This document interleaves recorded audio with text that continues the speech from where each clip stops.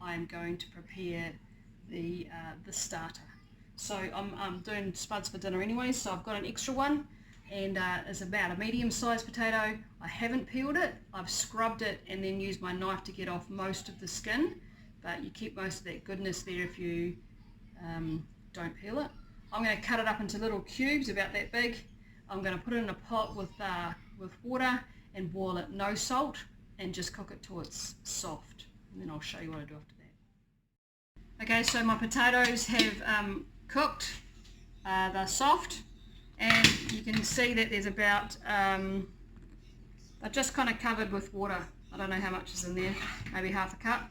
I'm going to mash them in that water, and then I'm going to leave them to cool down, and when it's lukewarm, I'm going to add some flour, and I'll show you that once done. So I'm just going to mash these, leave the lid off, and let it cool down. Okay, so I'm doing the potato bread starter. I have already chopped the potato, boiled them, mashed them, left them to cool. That's what it looks like there.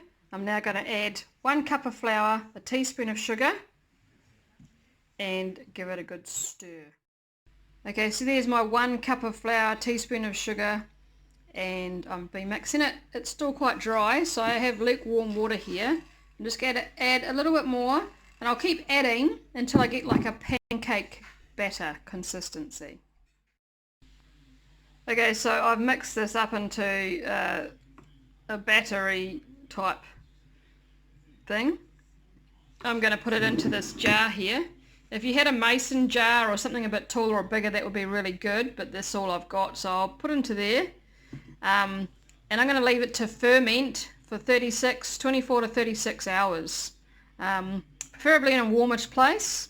And I'm also going to put a bowl underneath this, just in case it overflows, because this will start to bubble and it'll smell like yeast, and basically that's your starter bug to a kind of like sourdough, but it's just a little bit different.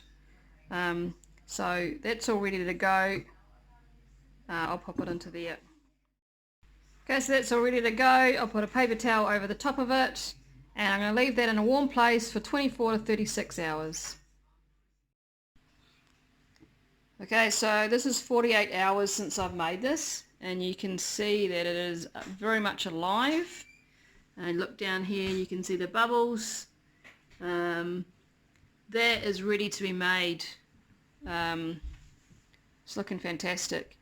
I'm actually going to wait and do it tomorrow morning because it's now Friday night, and it takes like another hour or so to make it, and it rise and that kind of stuff. So I'm going to leave it overnight and I'll make it tomorrow morning. But you can see that that is definitely alive and ready to go.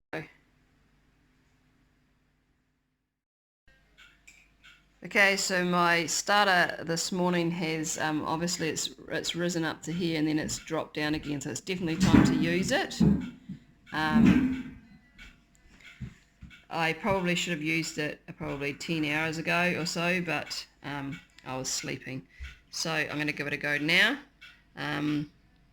Probably what I could have done is a better timing. I could have done the starter in the morning when I first did it rather than the afternoon, and that would have given me a better time frame to make it work. But you never know really, because it just depends on warmth and all that sort of thing. So I'm going to give this a go now. I'm going to add 5 cups of flour, half a teaspoon of salt, a teaspoon of baking soda, mix it all together, adding lukewarm water as I need to make a dough, and then I'm going to knead it.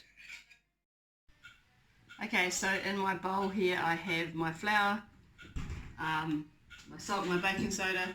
I'm going to take this and I'm going to pour it into the well of my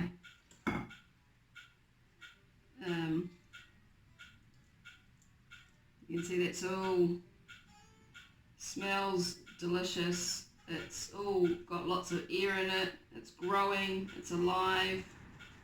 Then what I'm going to do is I'm going to mix this up into a dough, but I'm also going to put some lukewarm water into this jug, and I'm going to add that as I need to get myself a good dough.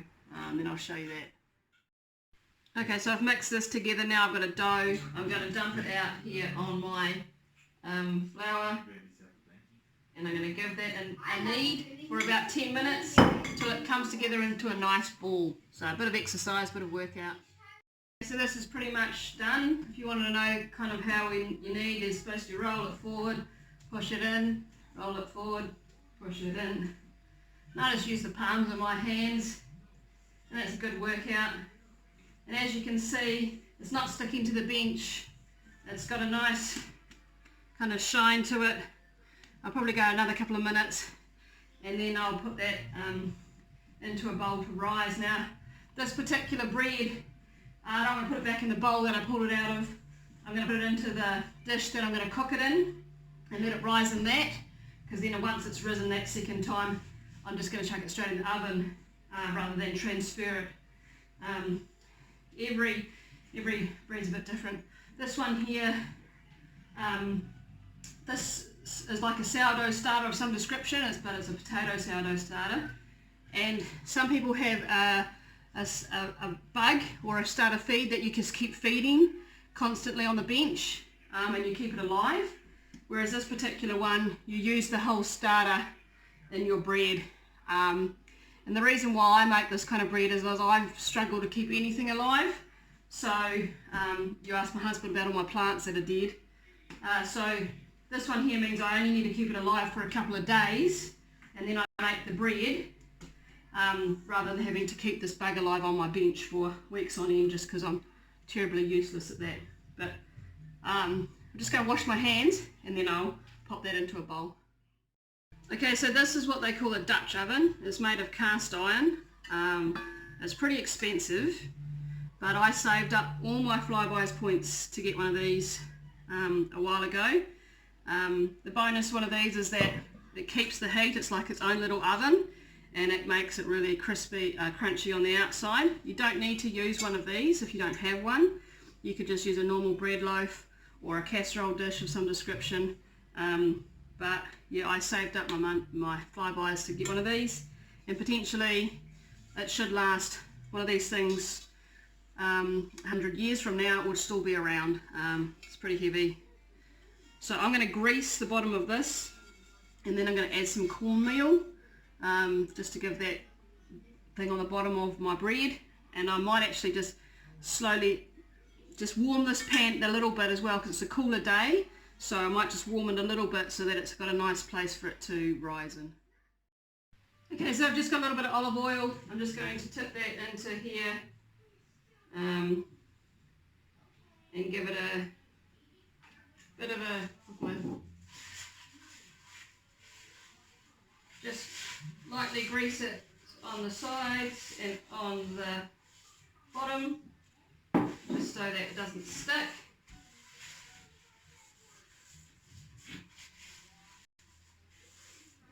And then I have here some cornmeal, fine cornmeal, which if you don't have, you don't have to do this. This is just me being a little bit poncy.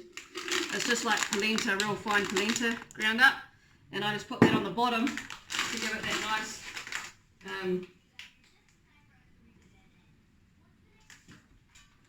so I'll just go like that and get it even.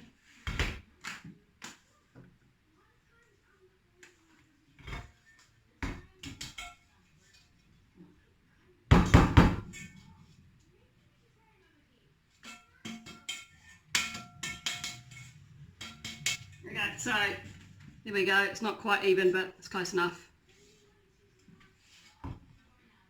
And then I'm just going to pop this here in.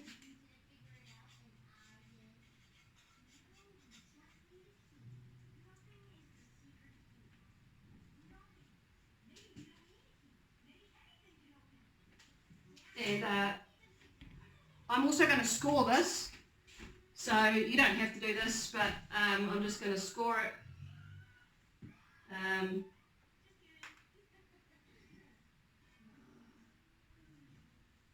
So So it looks like this. I'm going to leave this, put a tea towel on this and leave this to double in size, and then I'll come back and show you. Okay, so I've left this for probably well over an hour now for it to rise, and I have the oven on 180 degrees, not fan bake, and I'm going to put this in for about an hour. So looking forward to this lovely loaf of bread. Okay, so I just pulled this out of the oven. It's looking pretty good. You can see that it's split on the sides here. What I should have done is I should have made these deeper after it had risen, but never mind. I'll pull this out and pop it on a cooling rack. It is smelling delicious.